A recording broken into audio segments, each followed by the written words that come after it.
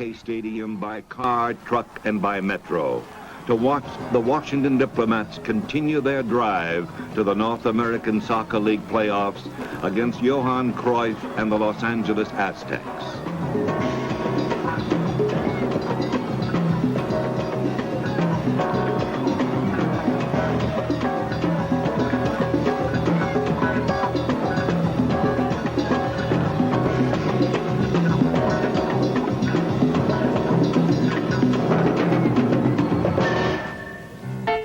In the early days, the Washington Diplomats didn't attract anywhere near 27,000 spectators, and the games weren't always played at spacious RFK. More often than not, no more than 1,000 curiosity seekers ventured out to Whitson High School in suburban Virginia to watch the Diplomats play.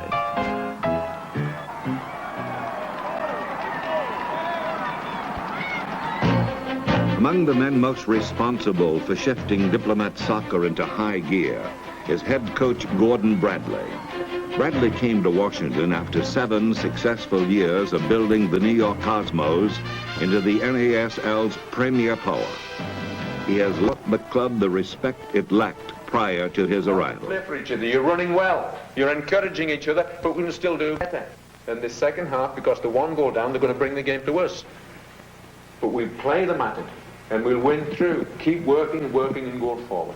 We'll get more goals. It was a good first half, isn't it? You try pushing them. If we can get 50,000 out there, we're going to see a better brand of soccer because the players are going to be motivated. And of course, if they have more fans, they turn it on more. Take the LA game when we played here at the stadium.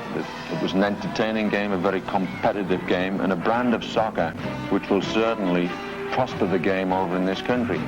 We had a great time at that game, although we lost, unfortunately, but the fans had fun. To watch the Dips win. Excitement. Because I like the Diplomats. We've been watching them since they've been playing at the high school stadium. Soccer's my favorite sport. Just because. There's a lot of excitement. All 45 minutes first half and 45 second half. We have season tickets. I think when the kids grow up, they're going to be great crowds here. We play soccer and we like to watch it. Mostly likes to come for the food. I like drinking beer at the games. I always go home horse. I just want to see good soccer.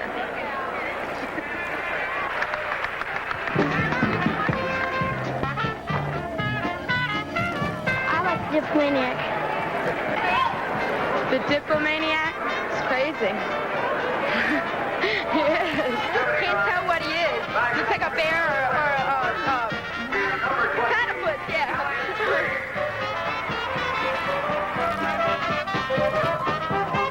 By the time we come out onto the field and play the game, especially the one against Los Angeles where we had 27,000, there was an atmosphere in the stadium that the players just could sense and feel, and they're ready to give everything they have.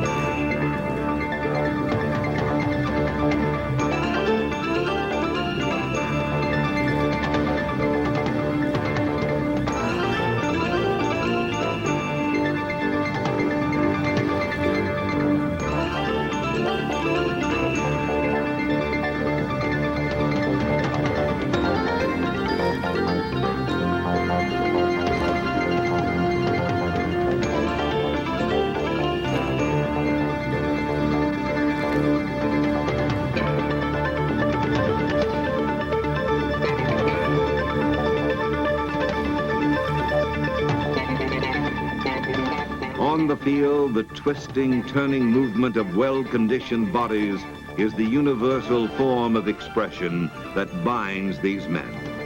It's understanding the flow of the game and having the ability to find an open man among a sea of constantly moving teammates. And most importantly, soccer is instinctively sensing an opportunity to put the ball through the goal to the back of the net. It wasn't long ago that these highly skilled and seasoned athletes were youngsters themselves, testing new muscles and learning new strategies with the hope that one day they would be professional soccer players. We were offered the opportunity to come out here and start off the season. Everybody was just tickled pink, particularly all the kids. As you see out here and along the sidelines, they're having a ball here. And being the first of the season is a big thing for the kids. Probably the best athletes in the world are American. And if they decide to play soccer 12 months of a year, you can imagine that it'll be very good. In fact, if you put a team of 8-year-olds, American 8-year-olds against a team of European 8-year-olds, probably be an even game. It's happening throughout Washington. Soccer has exploded in city neighborhoods and suburban communities. Youth leagues and pick-up 80,000 soccer enthusiasts and their families, eager to be a part of the explosion. Momentum for the booming interest in the sport occurs nationwide.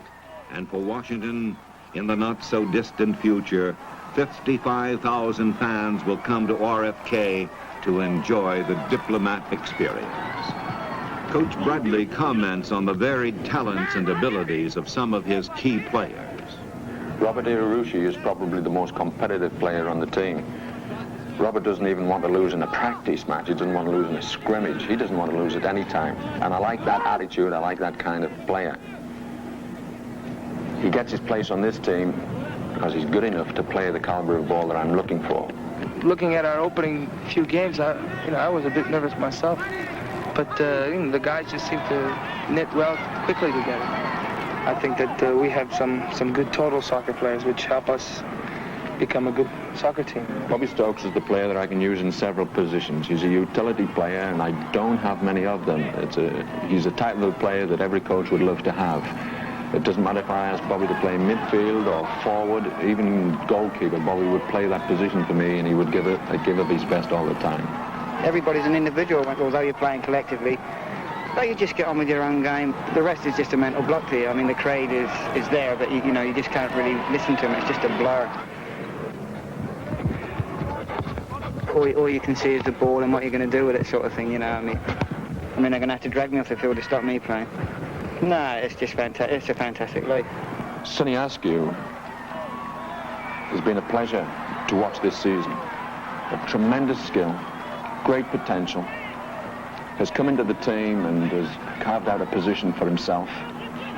He's advanced so quickly this season that the United States national coach has asked him to go on tour with them.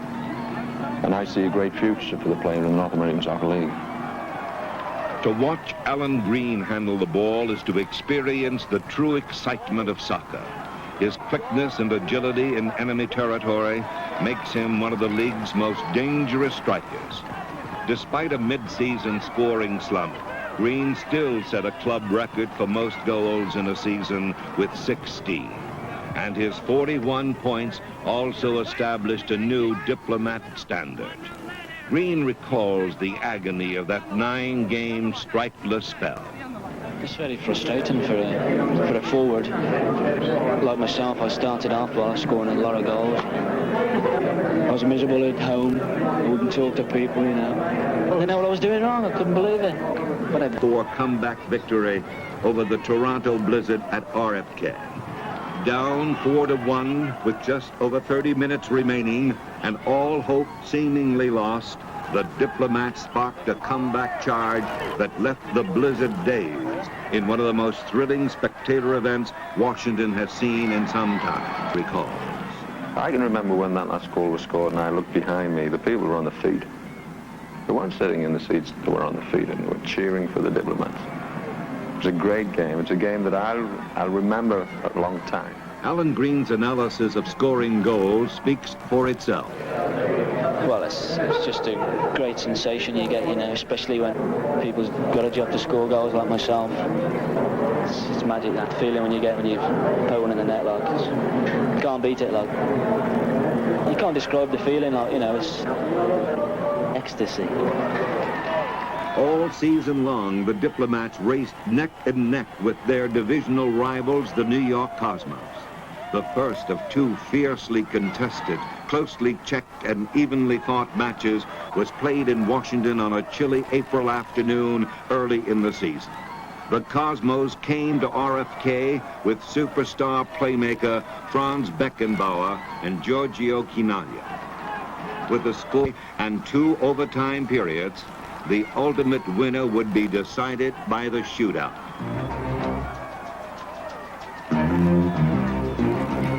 Five attempts for each side to go one-on-one against the goalkeeper. Winner take all.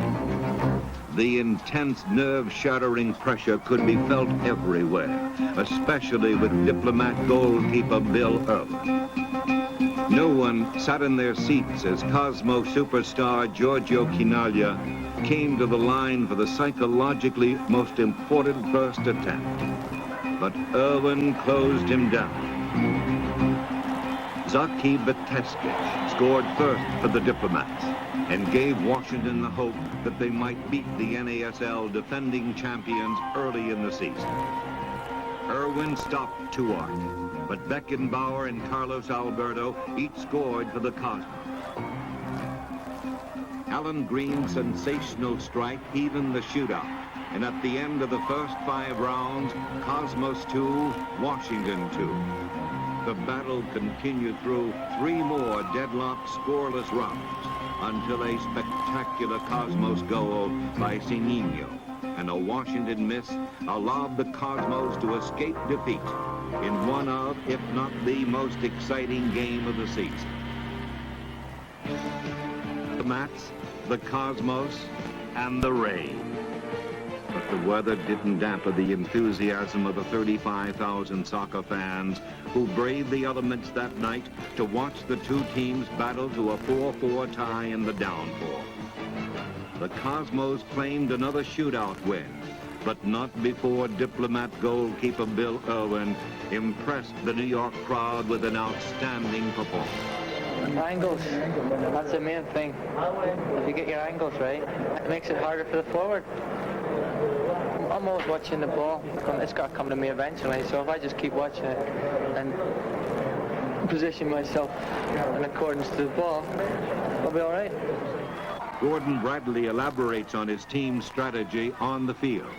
Here we try to play soccer from the goalkeeper out, through the defense, through the middle field, up into the attacking part of the field. It is a controlled game where we try to put the 11 players on the field forming patterns which lead eventually to someone having a goal-scoring attempt made. The strategy Gordon Bradley and the Diplomats employed in 1979 resulted in the club's 19-11 best ever finish and a second straight trip to the NASL playoffs. The Diplomats also defeated both Soccer Bowl finalists, the Tampa Bay Rowdies and the Vancouver Whitecaps. 1979 truly was a season of success for the Washington Diplomats, but more than that, it was a season of promise. In late September, the North American Soccer League held its annual meetings in Washington, D.C. Madison Square Garden president and Diplomat owner Sonny Werblin, Diplomat president Steve Danzansky, along with Washington, D.C.'s Mayor Barry, were among those assembled to hear an important announcement by League Commissioner Phil Busnan. And we're delighted that the Soccer Bowl 80 is going to take place here in Washington, D.C. I'm just delighted and thrilled to death that the league voted to accept our bid. And next year... As the city of Washington prepares to meet the challenge of hosting Soccer Bowl 80, Gordon Bradley has his sights set on continuing to build the high-powered, multi-talented team he knows is needed to bring the championship to Washington. I feel as if there's an explosion going to take place with our team here in Washington. We've been allowed to promote the game, to play the game we wanted, so that the fan enjoys it, enjoys the competition. This country is improving faster than any other country when it comes to soccer. We've started it. We're pioneers of this league. There's a great challenge ahead for us. There's a great challenge ahead for Washington in soccer. We need 2 or 3 better players, quality players, to add to the players that we have now. We can meet that challenge. I believe we're going to be the best team in this league.